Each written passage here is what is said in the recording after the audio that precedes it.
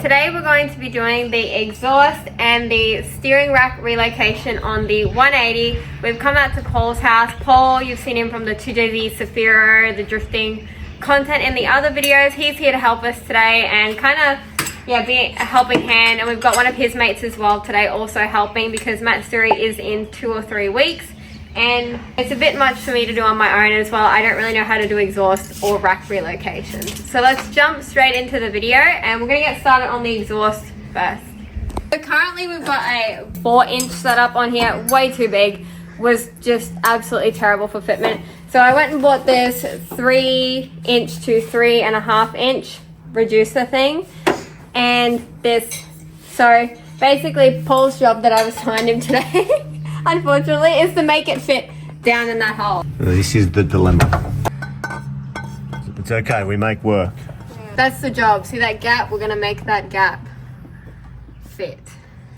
Marked it out here on the reducer. We want to kind of keep this much of the reducer, otherwise it's too long and it doesn't really fit. So what Paul's gonna do is weld this to this, just tack it so we can hold it in the vise to actually cut this piece. Now to cut it. It can be held in there nicely. Wow, he's even got a level.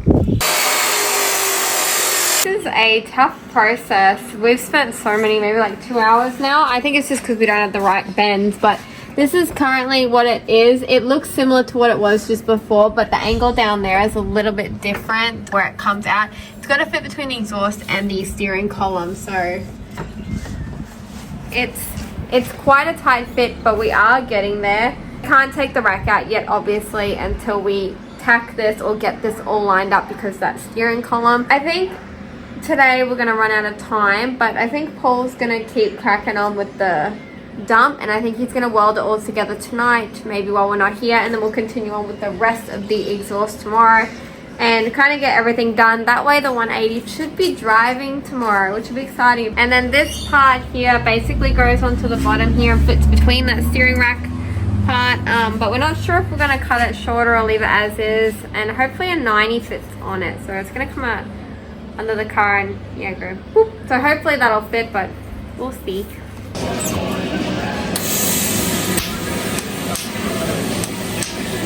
Just trying to work out how to get from the B-band clamp around the corner the best. Just using a zip tie on the bend there, so I cut it and it stays round. Trying to figure out the best angle without having to cut the pipe. Sort of helps me do it. After a few cuts and measurements and whatever, using the zip tie on a tube, you see that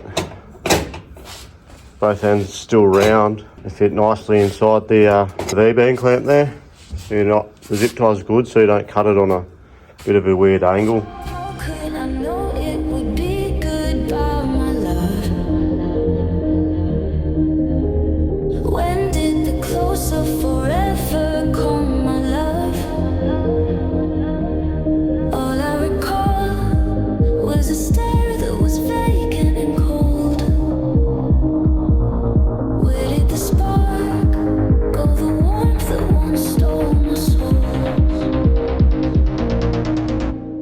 Paul also finished the dump for us, as you've seen in those clips. He worked hard last night when we went home.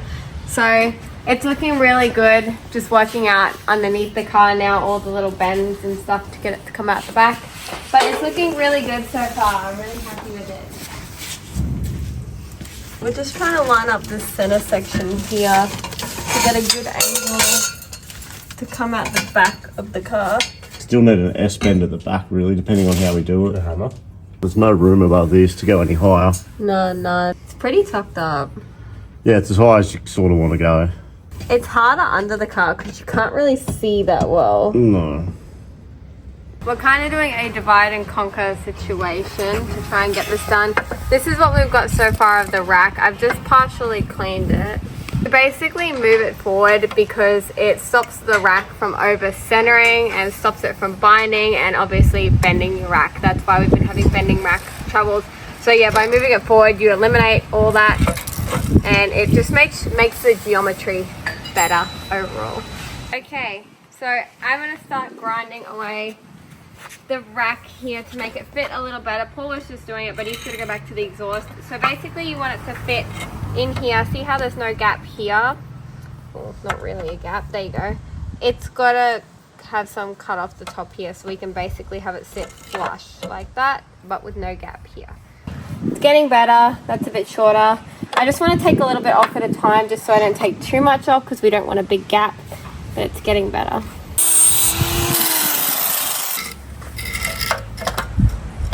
I'll take just a bit more off. Yeah, off here to go in a bit more. Close up this gap. A bit more off here. And then we'll measure it and make sure it's all even and stay square. We took the shaft out and the shaft isn't bent, so I'm not sure why the rack is acting like that. Maybe there's something else wrong in the steering. But kind of look in the rack here, and it's just full of this thick sludge. So I'm just going to clean that out because I'm not sure if that's affecting the rack's ability to work properly. Rack is all rebuilt and back together now, so this one is ready to go back in.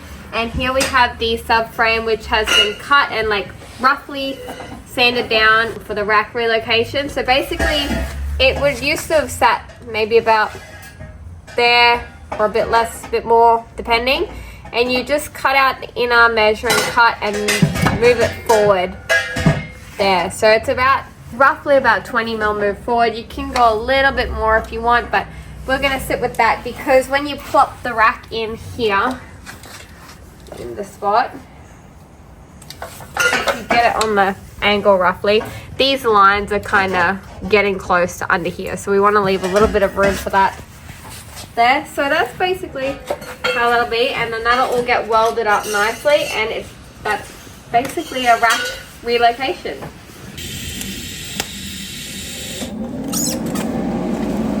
Ooh, nice.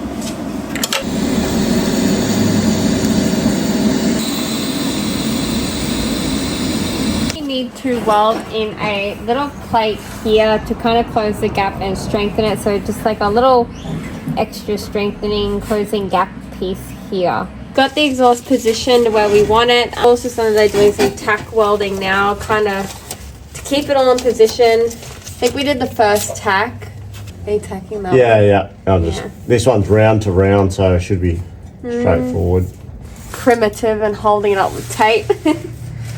Gotta do what we gotta do, eh? I know.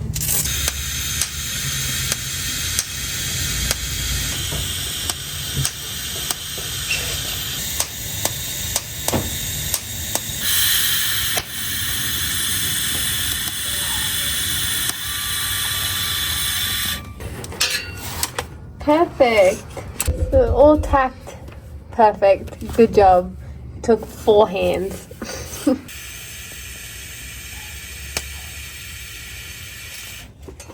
Sorry. Did you poke him with it? Yeah, with the hot bit.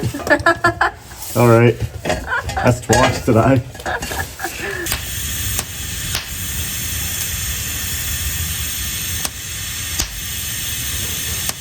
We're doing the most important part, working out how long there. We're working out how long the blast pipe's gonna be. I think here. I think that's good. We're all arguing over how long the blast pipe. I was saying I reckon. We'll do 11.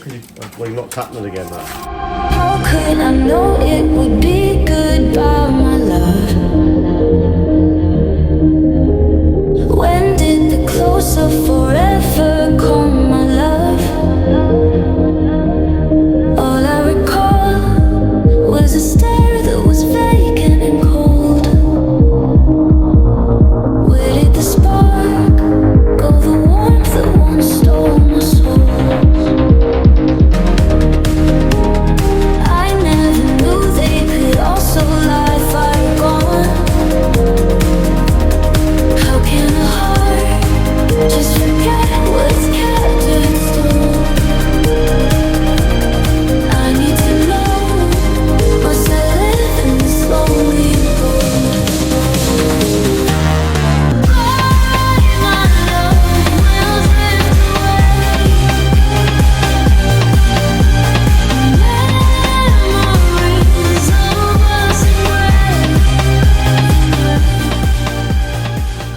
180 is home. Finally, I did get sick again, so Paul had to finish the rest of it for me. But I'll show you guys what he did. It wasn't too much more than what I showed you in the video. Thanks to Paul for all the help as well. I'll link him down below. So huge thanks to him for helping show me how to do the rack relocation and the exhaust and bringing the car, trailering it back to my house. So I'll show you the end result. Here we go. Ta-da!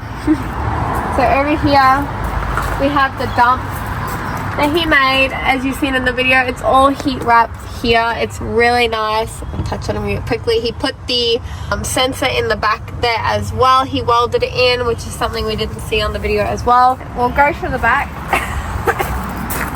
He did put the blast pipe at the end. So remember, we were arguing how long it would be. This is how long it is. And it's really sturdy, a lot sturdier than the last exhaust we did. He also put multiple mounts on the exhaust to hold it up. Last time it was really rattly and really loose, so this feels really good. So I'm excited about that. He also put the whole car back together for me, like the whole rack and everything like that. So huge thanks to him. We will turn the car on now and see what it sounds like with its new exhaust. Yay! Make sure it's in neutral. Turn that on. Wait a second for it to prime. And the dash to turn on. Okay, let's see if it starts.